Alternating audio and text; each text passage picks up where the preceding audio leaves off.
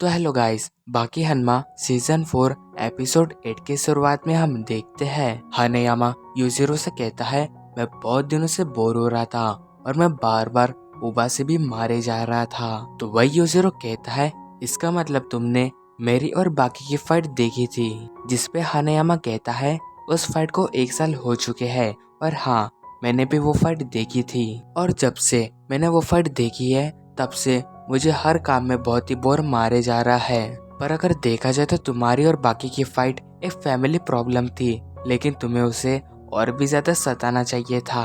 तो वही यूजरो कहता है नहीं, बाकी और मेरी फाइट फैमिली प्रॉब्लम से भी बढ़ के है। उस दिन जब हमने सबके सामने फाइट किए थे तो सारे लोगों को उसमें बहुत ही ज्यादा मजा आया था। जिसके बाद हम देखते कि यूजिरो अपने चश्मे को अपने एक ही फिंगर से मार के ऊपर उड़ा देता है और जैसे ही वो हाथ में आता है उसे चूर चूर कर देता है और हनेयामा से कहता है हनेयामा, तुम मुझसे लड़के तो अपनी बोरियत को मिटा दोगे, लेकिन मेरी बोरियत का क्या होगा। तो अब इसके बाद सीन शिफ्ट होता है और हम साबुको को मुसाशी की बॉडी के पास देखते हैं। साबुको मुसाशी के फेस को देख के कहती है इसका चेहरा कितना प्यारा है, ऐसा लगता है कि इसी के साथ कभी कुछ भी नहीं हुआ है। मैं एक ऐसे इंसान को देख रही हूँ जिसे अपनी जिंदगी में एक भी कट नहीं लगा है, बल्कि एक राजा को भी अपने जीवन में कई सारी चोटें लगते रहती है, लेकिन इसके साथ ऐसा कुछ भी नहीं है। तो अब इसके बाद साबुको मुसाशी की बॉडी के चारों ओर घूमने लगती है,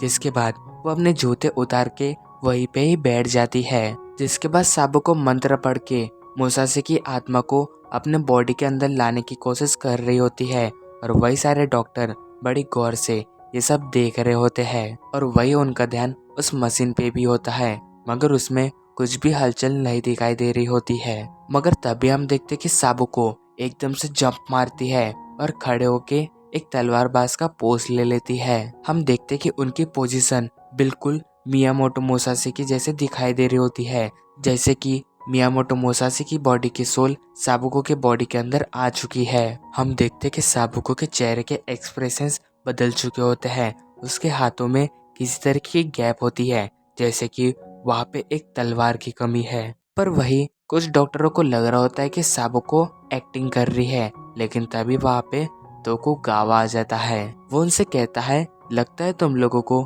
मेरी बहन पे यकीन नहीं है, तो तुम थोड़ी देर इंतजार करो, तुम्हें सब कुछ समझ में आ जाएगा। तो अब वही साबुको मुसाशी की बॉडी के आसपास घूमने लगती है और उसके चेहरे के पास आके खड़ी हो जाती है। ये देख के तोकुगावा वहाँ से जाने लगता है, क्योंकि वो समझ जाता है कि अभी यहाँ पे क्या होने वाला है।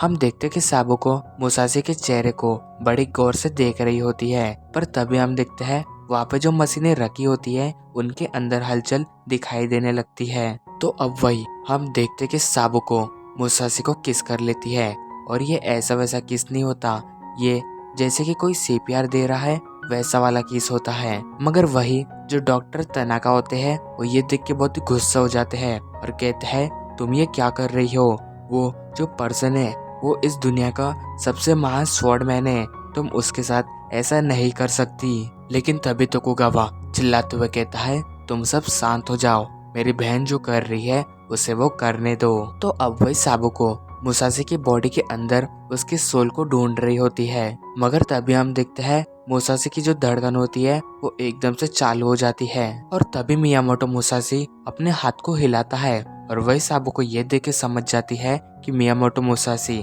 अभी जिंदा होने वाला है। मगर तभी भी साबुको इस प्रोसेस को नहीं रोकती, वो इसे चलने देती है। हमें वहीं पे मियामोटो मुसाशी की बॉडी के अंदर बहुत सारी हलचलें दिखाई देने लगती है। मुसाशी की बॉडी की जो वाइन्स होती है वो एकदम से ऊपर आने लगती है और तभी साबुको मुसाशी से दूर हो जाती है।